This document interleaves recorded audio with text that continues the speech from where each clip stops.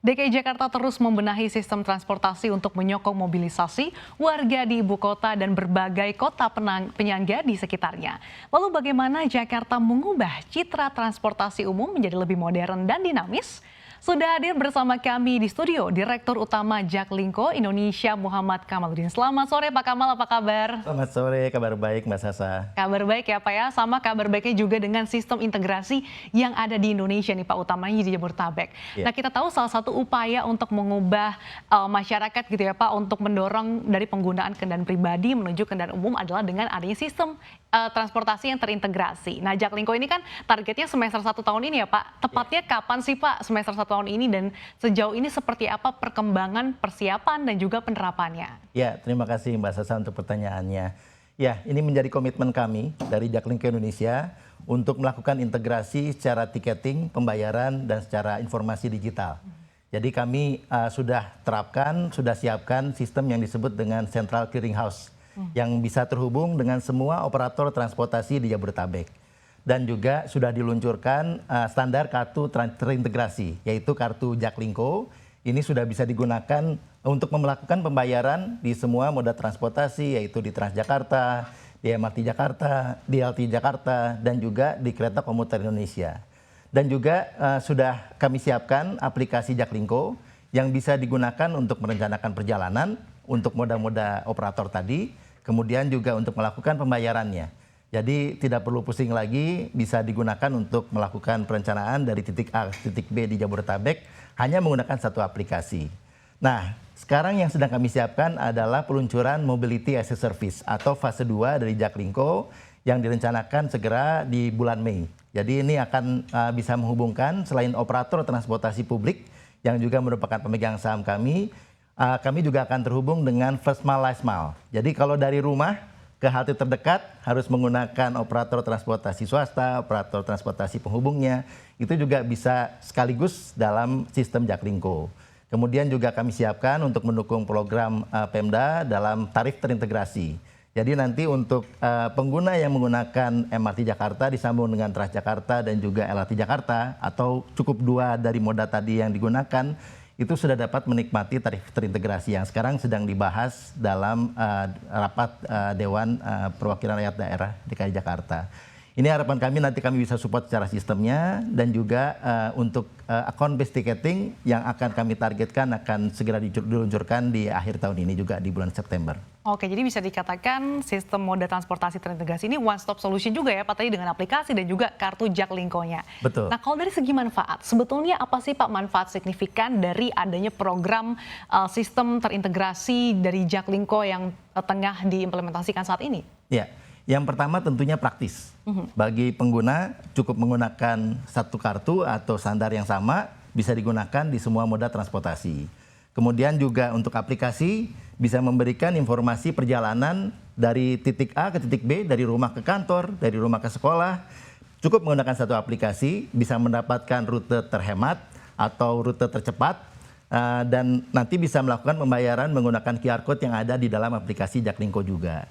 Kemudian kedepannya juga ini akan memberikan tarif yang lebih murah. Jadi ini yang sedang dibahas di Pemda untuk bisa approve dalam waktu dekat. Akan lebih murah apabila pengguna ini menggunakan lebih dari satu moda. Jadi kalau menggunakan Transjakarta disambung MRT Jakarta atau MRT Jakarta sebaliknya menggunakan Transjakarta atau dari Transjakarta menggunakan LRT Jakarta.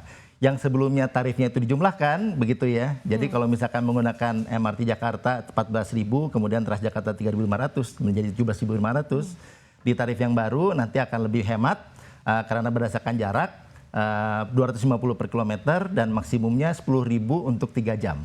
Jadi bayangkan ada penghematan sekitar 7.500 dengan contoh MRT Jakarta dengan Transjakarta.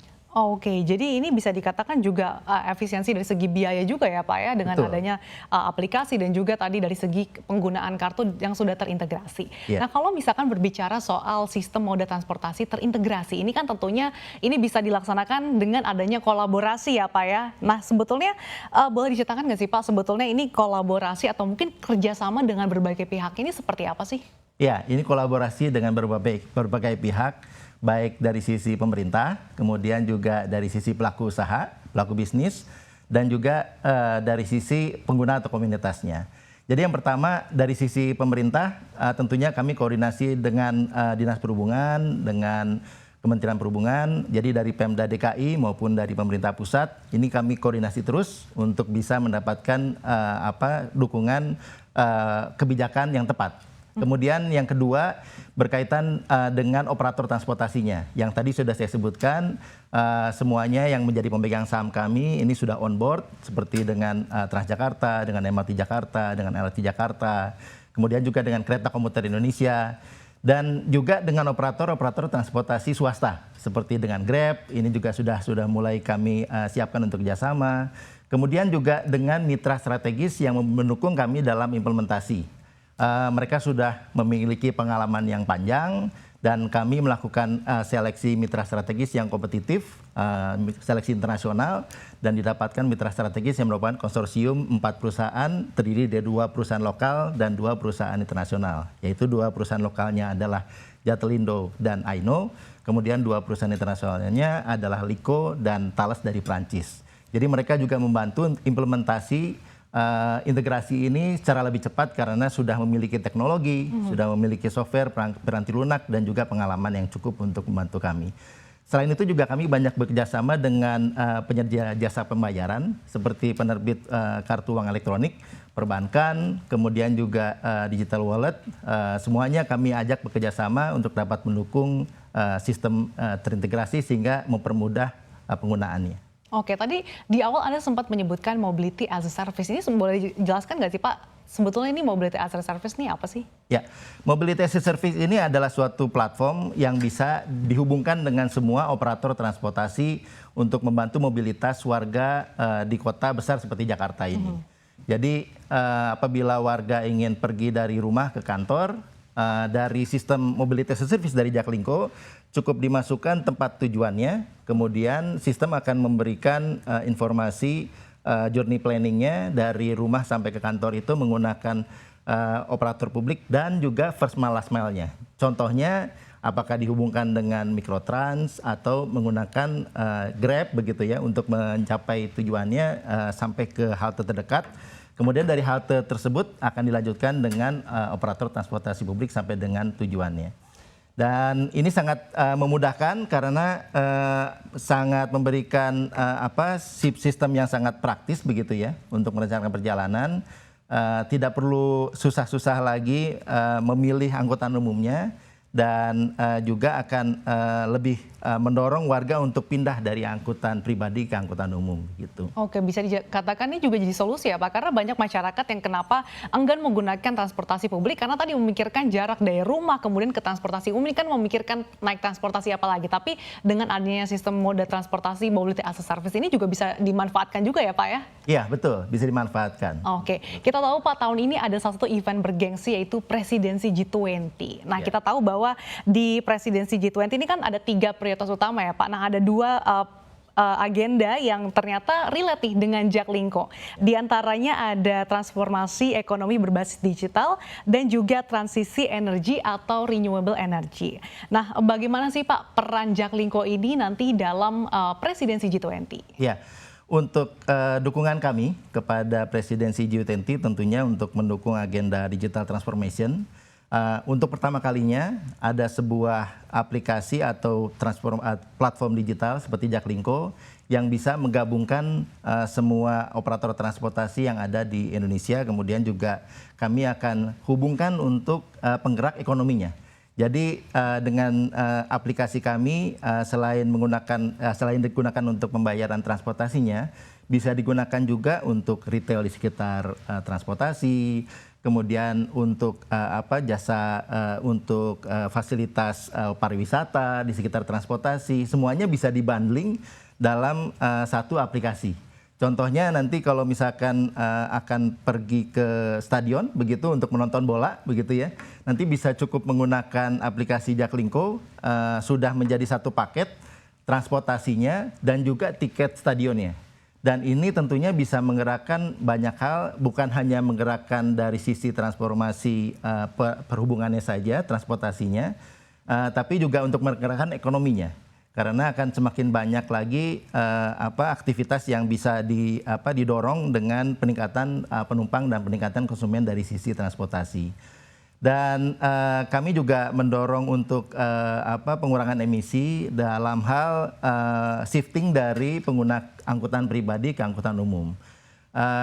Sebagian besar angkutan umum di Jakarta ini, terutama yang berbasis rel, itu sudah menggunakan listrik. Kemudian juga untuk yang berbasis jalan seperti Transjakarta, sekarang juga sudah mulai melakukan transformasi menuju bis listrik. Sudah ada 30 bis listrik yang dioperasikan oleh Transjakarta, sehingga apabila beralih dari angkutan pribadi ke angkutan umum, tentunya akan mengurangi emisi karbon di Jakarta ini.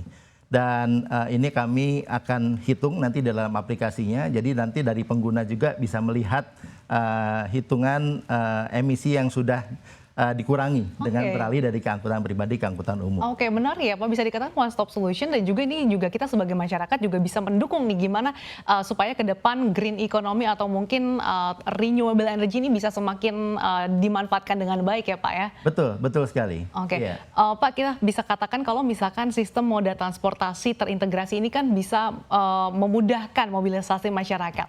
Nah, sejauh ini seperti apa sih Anda melihat respon masyarakat terkait dengan sosialisasi sistem transportasi terintegrasi yang ada di Jabodetabek ini, Pak? Iya, respon masyarakat sangat positif. Kami juga memantau respon baik itu melalui media massa, kemudian juga melalui media sosial, dan juga dalam aktivitas bekerjasama dengan komunitas-komunitas transportasi yang ada di Jabodetabek. Dan sebagian besar warga menunggu-nunggu integrasi ini untuk bisa diluncurkan dalam waktu dekat, begitu ya. Karena mereka merasakan sekali kemudahannya. Jadi beberapa anggota komunitas sudah mencoba langsung, bahkan dari sejak bulan September lalu, dan mereka merasakan sekali kemudahan dari aplikasi Jaklingko Indonesia dan platform Jaklingko Indonesia. Kemudian juga mereka sangat menunggu-nunggu mengenai kebijakan tarif terintegrasi yang mudah-mudahan juga bisa segera diluncurkan. Dan tentunya bagi para pengguna ini juga mereka melihat ini akan memberikan penghematan ya dari sisi pengeluaran transportasi begitu apabila tarif integrasi ini sudah diluncurkan nanti. Jadi kami melihat responnya sangat positif, dan kami juga berharap ini juga bisa segera diluncurkan begitu, dan ini menjadi komitmen kami.